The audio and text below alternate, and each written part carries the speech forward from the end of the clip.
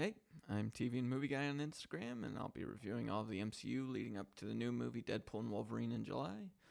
Gonna try and make all the reviews before then, and that's why I'm doing two within the same day. I'll be watching all the MCU in release order so that anyone that hasn't watched before can watch along with me. I won't be talking about any movies or shows until I get to them. We'll only discuss any of the shows or movies up to that point.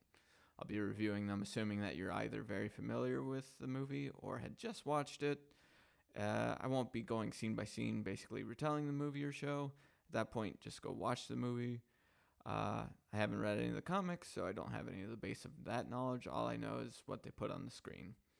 I'll be reviewing Captain America, the Winter Soldier. And if you don't want to be spoiled, and you do not want to be spoiled on this one, if you haven't seen it, then turn this off and come back after you have. And with that, allons-y. Overall review of this one is it's a spy thriller movie that is an amazing sequel to the first Captain America movie. And just to briefly explain it to you like you were five, Nick Fury doesn't know why a S.H.I.E.L.D. vessel is where it is, and as director of S.H.I.E.L.D., he gets Natasha Romanoff to get all of the intel off the ship. Unable to view the data, he no longer trusts S.H.I.E.L.D. and takes it to Captain America, and Nick Fury is killed just as he hands it over. Steve and Natasha take it to where it was created, and Hydra is found to be behind it, the vessel, and have infiltrated S.H.I.E.L.D. The data is an algorithm to take out any of Hydra's enemies with helicarriers. Hydra employs the Winter Soldier and Assassin to take out Nick Fury and any others in the process of carrying out this plan. Steve, Natasha, and Sam Wilson work together to try and bring down the helicarriers and keep millions from being assassinated. And in terms of tiers, this is the first MCU movie that I put on that first tier as being great. This is a great movie. I can't get enough of it. It's very rewatchable too. And just, it's an amazing watch each time I watch it. Going into it, the first time I watched, I have a good memory in terms of the first time I actually went to see this in theaters. I don't actually remember the specifics of the movie, but just around it. I had gone with a girl, and it was like a pseudo first date. I just thought I was asking a friend to go to a movie, but we later actually started dating. So it's kind of a nice memory for me to look back on whenever I watch this movie. But the movie itself, I think I had mentioned in previous reviews that the MCU will do certain genre type movies, and the first Cap movie was like a period piece or a war movie. Thor being like Shakespearean genre. And then this one is definitely a spy thriller blockbuster kind of movie. There were a few twists that were right up that genre's alley. You had, again, spoilers. You had Nick Fury faking his death, the Winter Soldier being Bucky Barnes from the first movie, Alexander Pierce being the bad, and then Hydra being part of S.H.I.E.L.D. I don't really remember the reveal of Winter Soldier being Bucky Barnes. Like I remember it, but I don't remember it being like a shock. I'm just like, oh, that's Bucky. Cool. Nice to see him again. But the big one to me was Alexander Pierce's twist, especially when he you see the Winter Soldier in his house, and then he's just quickly turns, and it's like, oh, okay. And then there was also a lesser sort of twist in this movie, but I don't know if I was the only one, but did anyone else think that Peggy Carter had already died by the time Steve Rogers had found Steve Rogers and thawed him in the last movie? I was surprised when she was shown to be alive in this movie. And then, then Agent Sitwell also being part of Hydra. Like, we've seen him in a couple of one-shots and just briefly maybe in another movie. But when he was throwing out names for the targets of Hydra, he said Stephen Strange, and that the algorithm predicts the future. So Stephen Strange, this is Doctor Strange's name, and it was kind of cool to see his name be dropped quite a few movies before his solo movie. But I don't really see how the algorithm would be able to predict what happened to Strange in terms of how it could predict Strange's future based on his historical past. We're not to Doctor Strange yet, so I'm not going to talk deeply about it, but I just find it unlikely that the algorithm would have predicted his path to be a target. Maybe he was the target before, but I don't know. And then we get the return of Senator Stearns in this movie from Iron Man 2, and it was a perfect fit where someone who we already despised was part of Hydra. So it was just kind of also went to show the depths with which Hydra had infiltrated not just S.H.I.E.L.D., but like the government. So they had high up people approving certain things for Hydra to do its bidding within S.H.I.E.L.D. There's a lot of action sequences in this movie too, and it's not really action for action's sake either. So there's a lot of good choreography and good reasons for the action. It could be a bit over the top in terms of like within their world, because it was basically a war zone for several scenes of action, and it would be hard to like spin that kind of like just shooting and action in the U.S. There was only the one news helicopter that they were afraid of, but all the rest of the time they were out in the public just doing everything. It was a bit ridiculous for in-universe, but us, the viewers, I loved it.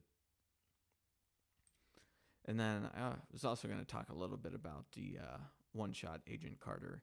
And it's about Peggy Carter a year after Captain America went missing and crashed the plane in the first movie. So it takes place a year after that and after the war ended. She's an agent not getting put on assignments due to sexism at the time. And she takes one when everyone else has already left the office. She completes it, and on her own, when it was recommended that 3 to 5 agents be used, but she was showing off her abilities as an agent and then got promoted to run S.H.I.E.L.D. in DC after. And it just went to show like how awesome of a character she is, and like just continued to show what the first movie showed in terms of her character and her abilities. Now, going on to my segments, who's that little dude? In this movie, it's whoever made the chips that neutralize the helicarriers to bring them all down. That person is so little they don't even get mentioned. So we have no idea who the little dude is. That person's got to be pissed. And then memorable scenes and lines. From this one, the scenes I always like get enthralled with and remember is the close combat elevator fight scene. It's become a meme, but the scene is still great. Then there's also the Nick Fury's action sequence of him in the SUV evading the faux police. It's goes on for quite a while, but it's amazing the punishment that SUV was able to take, and it was still like functional as just a car, not all the gadgets and gizmos it would normally have being a S.H.I.E.L.D. SUV. Another scene being when we see Pierce turn and he's talking to the Winter Soldier in his kitchen, and then he turns and kills his housekeeper. Just a memorable scene to me. And then memorable lines. I don't know why. This one, it's not a line, it's an onomatopoeia. And I don't know why, but Black Widow blowing and popping a bubble has always stuck in my mind when Rogers goes back to get the data stick out of the vending machine, and it shows her in the reflection blowing and popping that bubble. I just find it funny. Again, it's just the mundane scene that seemed to stick with me. And then another line on your left might also stick in your mind after this one, just because it's bookending the movie, where they open it up with that being the first line, and then when Steve is in the hospital bed and Sam Wilson's to his right, and yeah, it says just on your left when he knows him there. And then these are the jokes. The jokes I mean, there were some like good one-liners and like just to break up the tension a little bit, so there weren't too many like memorable ones. But the ones that always get me are the air conditioning is fully functional in the SUV that Fury's in that's getting hammered. And then the Apple Genius. So Natasha says, you guys could be twins because they have the same glasses. And he's like, I wish. And he holds up his hands to Steve. And he's like, specimen.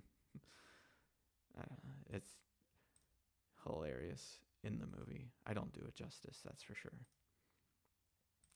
What happened to the bads in this one? So Alexander Pierce died from the gunshot.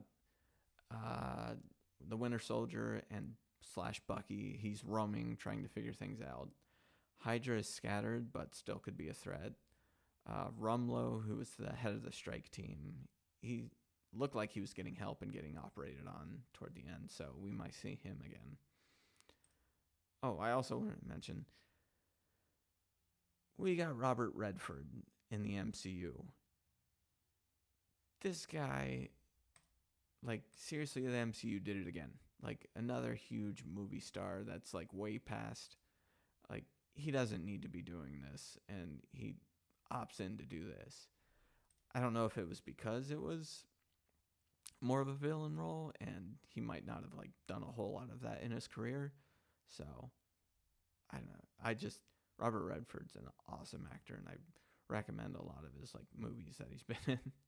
Like, the Natural, Sneakers, just a couple off the top of my head. All right, and with that, going on to loose threads from this movie. So a mid-credits scene, we saw some guy that had Loki's scepter from the Avengers and some superpowered twins. So don't really know much about who the guy was, so likely figure out more about that in a future movie. Black Widow dumped all of Hydra and S.H.I.E.L.D. secrets to the public, so any ramifications from that, I don't know. Like, she was a little worried that her secrets would be out there. And then it seemed like Howard Stark was in one of the clips that Zola showed Steve and Natasha, so Hydra might have had something to do with Stark dying, but yeah, just loose end. And then cameos. We had Stan Lee in this one being a Smithsonian security guard, saying, "Oh, I am so going to get fired," because Captain America's uniform was stolen. So I thought it was good. It was better than his first cameo, or his cameo in the first Captain America movie. And then another sort of cameo was Danny Pudi, Abed from Community, playing a guy in S.H.I.E.L.D. I thought it was cool. Referenceable, I'll randomly say On Your Left a couple of times. Like, it's not a big one, but especially if I'm like running outside and encounter someone, or I don't know. Didn't see any questions, not surprising, given that I posted my last video only like 5 hours ago. So if you have any questions or comments, just leave them in the comments section, or you can email me at tvandmovieguideproductions@gmail.com. That's all I had. I'm on Instagram at tvandmovieguy, where I review TV shows and movies. Just a reminder, I've never worked on any engagement or counted any votes or ballots for any award shows. The opinions are my own and do not reflect that of my employers.